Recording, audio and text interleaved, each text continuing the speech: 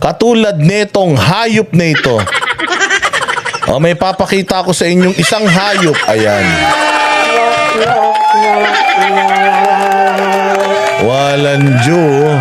Ang tindi nito Alam mo ako, hindi ko sinasabi na totoo itong imahe na ito. Itong imahe na merong Team Trillanes, tapos merong Mayor Sunny Trillanes na pangalan. Mayor ba to ng anong lugar? Balita ko, tumatakbo pa lang to. Bakit naging mayor na ito?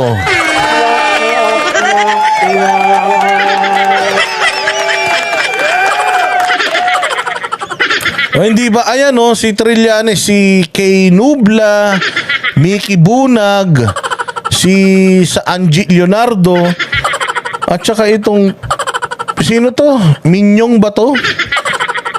Faustino. So yan yung mga konsihal niya.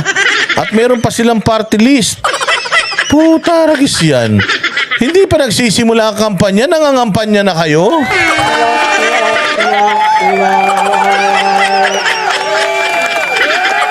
Napakakapal ng mga mukha nyo.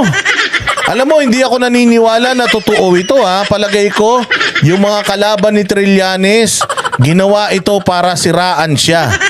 O sirain siya. Takang-taka lang ako. Kasi kung ako naman ang kalaban ni Trillanes, hindi na ako gagasta para siraan at sirain pa siya. Dahil ito si Trillanes, putang ina, sirang-sira na yan.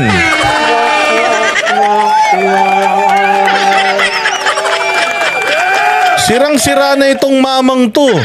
Kaya nga tumakbo to nung nakaraang eleksyon, puta natalo ito Hindi ba? Ibig sabihin, wala nang may gusto rito. Ang tawag ng Congress sa kanya, pambansang marites. Nanawagan siya na ang mga dilawan at pulahan magsama para matalo mga Duterte. Tinabla siya. Ultimong si De Lima, tinabla siya. Ultimong kampo ni Marcos, tinabla siya. Anak ng tinapay Trillanes. Ngayon naman, nagbibigay siya ng bigas, may kasama pang Paji Bar. Pero naniniwala ako na ito ay kalokohan lang. Baka gawa-gawa lang talaga ito ng mga kalaban niya para sirain siya. Kasi kita mo naman, ang tanga. Kung hindi ka ba naman tanga, bigas at saka Paji Bar yung pamimigay mo. Dapat ang ipamigay mo, bigas at saka at least sardinas man lang. Ano yun? Uulamin mo? Tinapay?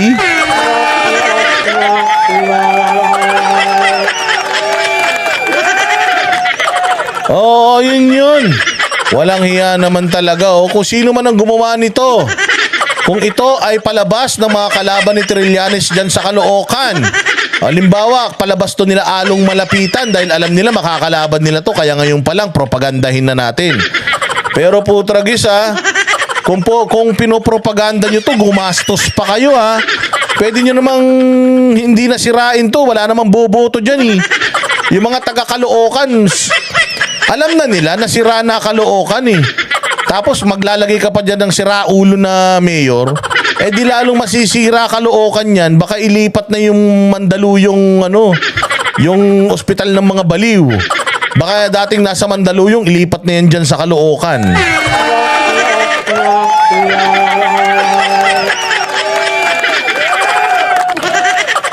Kaya ayan habang ito si Trillanes, kung totoo ito habang iyan si Trillanes ay namumuliti ka na, ngayon pa lang, putay na yung binabanatan niya na si Bongo, trabaho pa rin ang trabaho. Si Bongo kahit na walang pondo, talagang tulong pa rin ang tulong sa tao. Sabi nga ni Master Judea ito si Trillanes, makikita mo lang ang mukha nito kapag sisiraan na yung mga Duterte sa media. Pero si Bongo never sumasagot sa mga patutsyadang ganyan kasi mas importante yung mandato ng tao. Importante na tumulong sa mga nasusunugan, pumunta sa mga namamatay na mga sundalo, at magbigay ng programang pangkalusugan sa mga hindi kayang ma-afford yung gamutan sa malalaking ospital. Inilalapit po ni Senator Bongo sa lahat ng Pilipino, sa buong Pilipinas, yung malasakit center para pagdating nung panahon na kayo ay magkasakit, at kayo ay walang mga dokumento, for example, wala kayong PhilHealth. O hindi ba, pag pumasok kayo sa Malasakit Center, one-stop shop yun.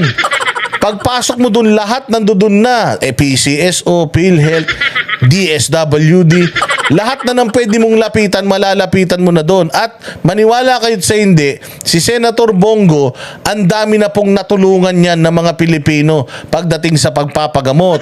Isa na sa natulungan niyan, yung isang Banateros rider. Meron kaming isang Banateros rider na nadisgrasya sa Nueva Ecija. Kinuha lang po ng team ni Senator Bongo yung pangalan ng ospital, na operahan po sa ulo yung kaibigan natin na yung kaya nabuhay. At alam nyo ba, yung opera lang sa ulo niya, umabot na ng halos kalahating milyon. Natulungan po yan ni Senator Bongo para mailigtas ang kanyang buhay. Eto! Ano ba naitulong nito sa atin? Bukod sa kumahul ng kumahul to, ano na ba naitulong nito sa Pilipino bukod sa sirain ng mga Duterte? Mulat-mula pa yun na kanyang trabaho. Tapos ngayon ginaya mo pa si Tambaloslos. Liza Chu, kita mo na?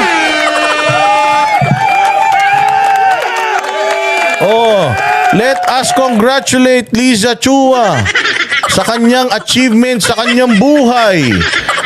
May pangkapi ka na at pambili ng biskotso. Tingnan mo? Anong almost 2 hours? Gin Carino, 3 oras na ako dito. Walang hiya na yan. Liza Chua, maraming salamat. God bless you, ha? Ang sarap sa pakiramdam, di ba? Liza Chua, anong pakiramdam? Na ikay nakakatulong ka sa iyong kapwa sa abot ng iyong makakaya. Anong pakiramdam? Napakasarap. Walang kaparis. Walang katulad. Walang katulad talaga yung ikaw ay makapagbigay ka ng mula sa iyong puso. Promise, hanggang sa langit madadala mo yung ligaya na yan. Kita mo si Pamela Ann Ferrer. Pamela Ann Ferrer, tinan mo, kauna-unahan sa kanyang buhay na nakapagpa-super chat siya sa isang live stream. Maraming salamat sa iyo, Pamela Ann Ferrer. Isa kang malupit na nilalang. Siswertihin ka na simula ngayong araw na ito, kayo ni Liza Chua. Siswertihin na mga buhay nyo. Ayan, si Michelle Mangarin. Tinan mo, banatan araw-araw si Tililing. Tinan mo yan si Michelle Mangarin. Araw-araw nang ginawa ng Panginoon, siniswerte sa buhay yan.